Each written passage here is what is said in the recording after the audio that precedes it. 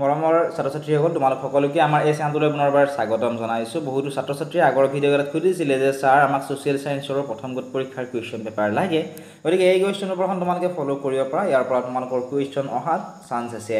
প্ৰথম প্ৰশ্নটো আছিল বেংগল কেমিকেলছ কোনে প্ৰতিষ্ঠা কৰিছিলে? Who was the introducer of Bengal chemicals? Next কুৱেশ্যনটো আছিল কোনে প্ৰথমে নাইটহুড উপাধি ব্ৰিটিছক দিছিল? Who return the knighthood title to the British? 3 number প্ৰশ্নটো আছিল বন্দে মাতৰম গীতটি কোনে ৰচনা কৰিছিল? 4 নম্বৰ প্ৰশ্নটি আছিল সঞ্জীৱনী পত্ৰিকাখন কোনে সম্পাদনা কৰিছিলে? 5 নম্বৰ প্ৰশ্ন আছিল মুছলিম লীগ গঠনত সহায় কৰা ব্ৰিটিছ প্ৰশাসনিক বিষয়াগৰাকীৰ নাম কি? What is the name of the British administrator who help in the formation of Muslim league? Question number 6 কেতিয়া বংগ বিভাজন প্ৰত্যাহাৰ কৰা হৈছিল? হোৱেন ৱাজ দ্য পণ্য পিটিশ্যন উইথড্ৰ? কুৱেশ্যন নম্বৰ 7 অৰ্থনৈতিক ভূগোল বোলে what is economic geography? Question number 8 নৱীকৰণযোগ্য সম্পদ কি? What is renewable resource? তোমালোক যদি এই কুৱেশ্যন পেপাৰসমূহৰ উত্তৰখিনি লাগে তোমালোক কমেণ্ট ছেকশ্যনত কমেণ্ট কৰি জনাবলৈ নাপাহৰিবা। ইতিমধ্যে আমাৰ এপত কুৱেশ্যন আনচাৰখিনি দি থোৱা হৈছে। ইউটিউবতো যদি তোমালোক ফ্ৰী কুৱেশ্যন আনচাৰখিনি লাগে কমেণ্ট ছেকশ্যনত তোমালোক কমেণ্ট এটা কৰিবা, আমি চেষ্টা কৰিম তোমালোক উত্তৰখিনি কৰি দিবলৈ। কুৱেশ্যন নম্বৰ 9টো চোৱা অজীৱীয় সম্পদ কি? What is abiotic resource? Question number 10 প্ৰাথমিক বৃত্তিৰ উদাহৰণ দিয়া, give one example of primary occupation?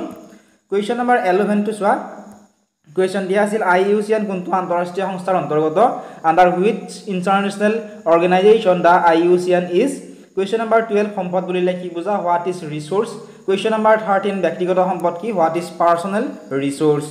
Question number 14টো চোৱাচোন কুৱেশ্যন দিয়া আছিল সংবিধান সভাৰ প্ৰথম সভাপতি কোন আছিল? Who was the first chairman of the constituent assembly? Next question দিয়া আছিল চৰকাৰী আয়োগ কেতিয়া গঠন কৰা হৈছিল? নেক্সট কুৱেশ্যন দিয়া আছিল সংবিধান খচৰা সমিতিৰ সভাপতি কোন আছিলে?